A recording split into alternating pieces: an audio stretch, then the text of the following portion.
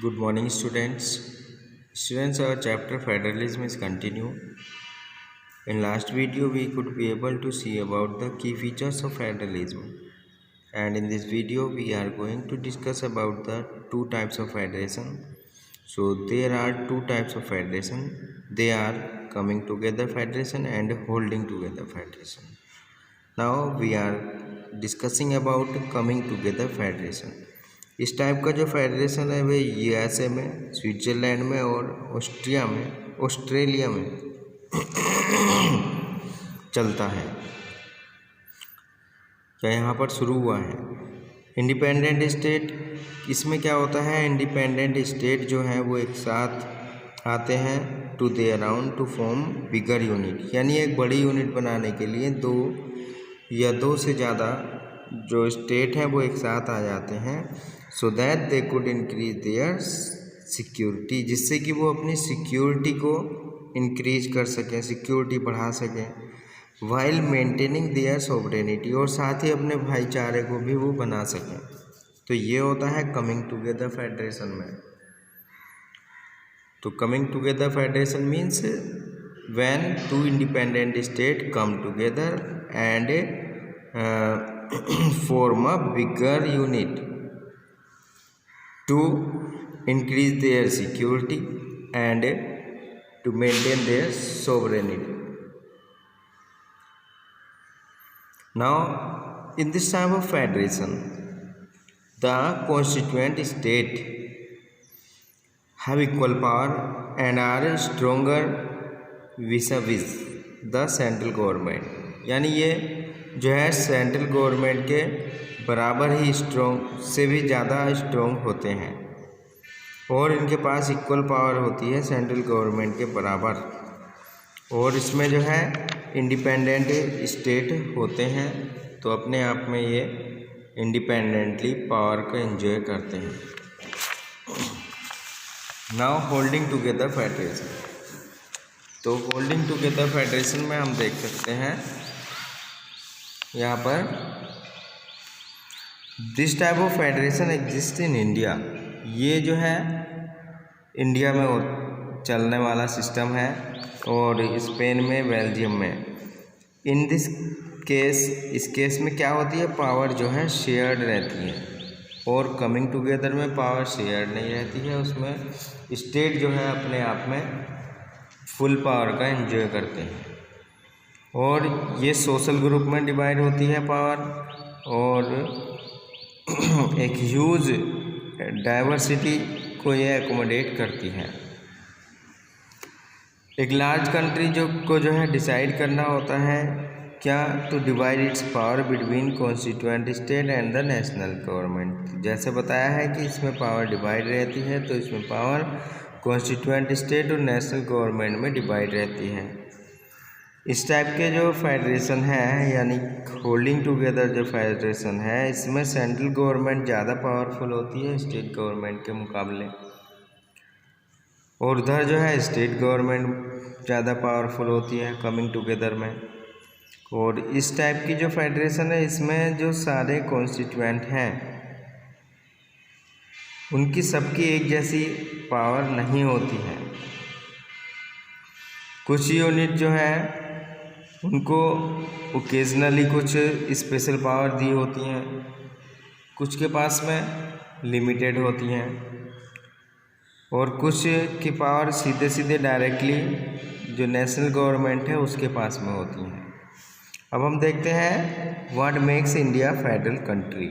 हमारे कंट्री को, जैसा हम जानते हैं हमारा कंट्री भी एक फेडरल कंट्री है, हमारे कंट्री को कौन सी चीज़ फेडरल कंट्री बनाती है। तो यहाँ मेन पॉइंट जो है वो है इंडिपेंडेंस के बाद हमें जब आज़ादी मिल गई थी, तब से क्या हुआ था, हमारा कॉन्स्टिट्यूशन ने, इंडिया ने जो था यूनियन स्टेट, इंडिया को एक यूनियन स्टेट के रूप में डिक्लेयर किया था। Several princely state became a part of the country. कई जो प्रिंसली स्टेट थे वो कंट्री का हिस्सा बन गए थे। दो द वर्ल्ड फेडरेशन, इसलिए जो वर्ल्ड फेडरेशन है was not used in the constitution of India, India के कॉन्स्टिट्यूशन में इस वर्ड को यूज़ नहीं किया गया है। द इंडियन यूनियन ने क्या किया है, was formed on the basis of federalism. Indian union जो है वो फेडरलिज्म के बेसिस पर बनी है। आगे बात करते हैं, confirming to the fundamental principles of federalism the Indian constitution has provided for a 2 tier system of government. तो इसमें जो है इस फंडामेंटल प्रिंसिपल के बेसिस पर, जो फेडरलिज्म का फंडामेंटल प्रिंसिपल है उसके बेसिस पर इंडियन कॉन्स्टिट्यूशन ने जो है 2 टायर सिस्टम गवर्नमेंट का दिया है, जिसमें नेशनल गवर्नमेंट और स्टेट गवर्नमेंट को प्रेफरेंस दिया गया है। एज इन दिस अरेंजमेंट, इस अरेंजमेंट में हम देखते हैं किसमें, जो फंडामेंटल प्रिंसिपल ऑफ फेडरेशन है, इस अरेंजमेंट में central government presents the union of India, ये यूनियन ऑफ इंडिया को प्रेजेंट करती है, जबकि जो स्टेट गवर्नमेंट है present provision provinces. A third tier has since been added to this, एक थर्ड टायर भी इसमें ऐड किया गया है with the formation of panchayat and municipalities, और उनमें जो है म्यूनिसिपैलिटीज़ और पंचायत को जो है उसमें इंक्लूड किया गया है। अब बात करते हैं separate jurisdiction and list of subject. अब हम लिस्ट ऑफ सब्जेक्ट की बात में करते हैं और सेपरेट जुरिस्डिक्शन। तो jurisdiction of the union government and the state government are separate in India. India में जो न्याय का सिस्टम है वो यूनियन गवर्नमेंट और स्टेट गवर्नमेंट का अलग अलग है। इसमें जो है लिस्ट भी अलग है, जो कुछ सब्जेक्ट होते हैं, इम्पोर्टेंट सब्जेक्ट होते हैं जिन पर कानून बनाया जाता है, वो भी जो है अलग है, जिस पर जो है अथॉरिटी मेक लॉ, जिस पर अथॉरिटीज़ जो हैं कानून बनाते हैं। ये लिस्ट जो है नीचे शो की गई है, जैसे union list, state list, concurrent list और रेसिजुअरी लिस्ट। तो हम बात करते हैं यूनियन लिस्ट की। यूनियन लिस्ट में जो है नेशनल इम्पोर्टेंट के सब्जेक्ट आते हैं, जैसे defence of the country, country की रक्षा, और foreign affair, banking, communication and currency. तो ये जो है ये सब्जेक्ट जो हैं कौन से, डिफेंस का, फॉरेन अफेयर का, बैंकिंग का, कम्युनिकेशन का और करेंसी का, ये सब्जेक्ट यूनियन लिस्ट में आते हैं। इनमें जो है ये यूनियन लिस्ट में इसलिए आते हैं क्योंकि we need a uniform policy, हमें जो है एकल पॉलिसी की ज़रूरत होती है इस मैटर में पूरे कंट्री के लिए, यानी इक्वल पॉलिसी की ज़रूरत होती है पूरे कंट्री को गवर्न करने के लिए, इसलिए जो है इनको यूनियन लिस्ट में रखा गया है। The union government alone can make laws relating to the subjects mention in the union list.